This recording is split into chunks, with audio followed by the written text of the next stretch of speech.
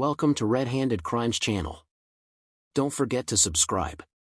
The night was eerily silent, the kind of silence that makes your skin prickle. Jane Parker shivered as she stepped out of her stalled car onto the desolate road. The sky stretched dark and endless above her, the moon hiding behind thick, rolling clouds. She was alone, or so she thought.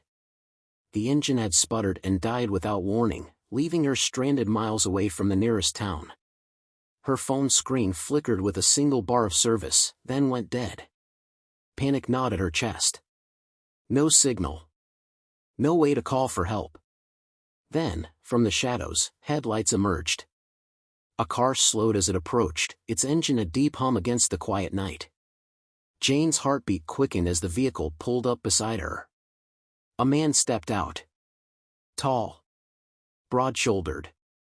His features were obscured by the dim glow of the car's headlights.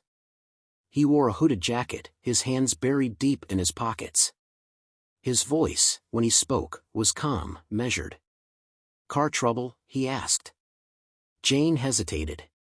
Every instinct screamed caution, yet what choice did she have? "Yeah," she said, forcing a shaky smile. "It just died on me." The man nodded, stepping closer. "Pop the hood. Let me take a look." Jane's fingers fumbled on the latch, and with a metallic creak, the hood lifted.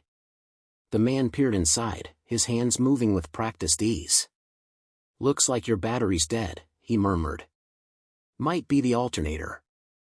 Lucky for you, I know a thing or two about cars." Lucky. Or maybe not. The man worked in silence, only the occasional scrape of metal against metal breaking the stillness. Jane watched him, her mind racing with possibilities. Who was he? Why was he out here in the middle of nowhere?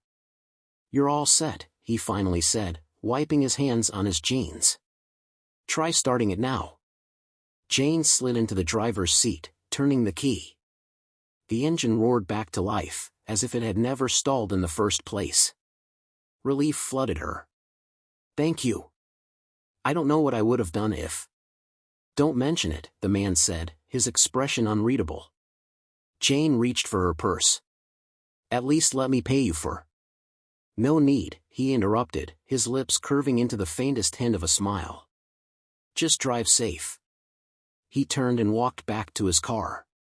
Jane hesitated, then glanced at her phone. The battery had inexplicably regained power. She stared at it, confused. Then, as the stranger drove off, something on the ground caught her eye, a flash of metal, reflecting the moonlight. Jane picked it up, her fingers trembling. The name etched into the metal plate sent a cold chill down her spine. Detective Michael Grayson. A name she knew. A name the world knew.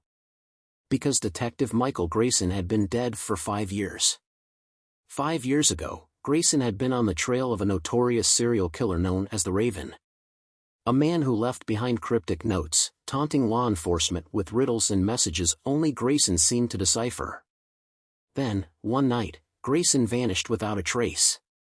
His car was found abandoned in a remote field. His body was never recovered. The case went cold. Until now. Jane's hands trembled as she clutched the badge. Her mind reeled. It had to be a mistake. A coincidence. Maybe someone else had owned the badge. Maybe. But deep down, she knew. The man who had fixed her car was Michael Grayson. Jane drove away, her hands gripping the steering wheel tight. She needed answers. Had she just encountered a ghost? A man who had faked his own death? Or something far worse? The rearview mirror reflected only darkness, but she couldn't shake the feeling she was being watched. She glanced at the badge again, and for the first time, noticed something she had overlooked. A slip of paper tucked behind it. With shaking fingers, she pulled it out. 4 words were scrawled in neat handwriting. "He's watching you next." Jane's breath caught in her throat. Her pulse pounded in her ears. The Raven was still out there. And now, he knew her name. That night, Jane barely slept. Every creak of the house, every rustling leaf outside sent her heart racing. Was someone outside? Was the killer watching her already? By morning, she had made a decision. She would find out the truth about Michael Grayson. About his disappearance. About why he had reappeared now, and why he had chosen to warn her. She pulled out her laptop, typing the detective's name into a search bar. Old news articles, police reports, crime scene photos flooded her screen. Then, an anonymous message popped up on her screen. "You shouldn't be looking for him." Jane's blood ran cold. Her phone buzzed. An unknown number.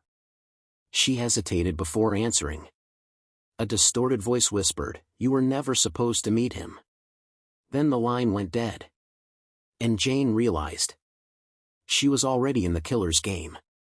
Like, comment, and subscribe for more chilling true crime stories. Stay safe. And always watch your back. Thanks for watching. Don't forget to subscribe.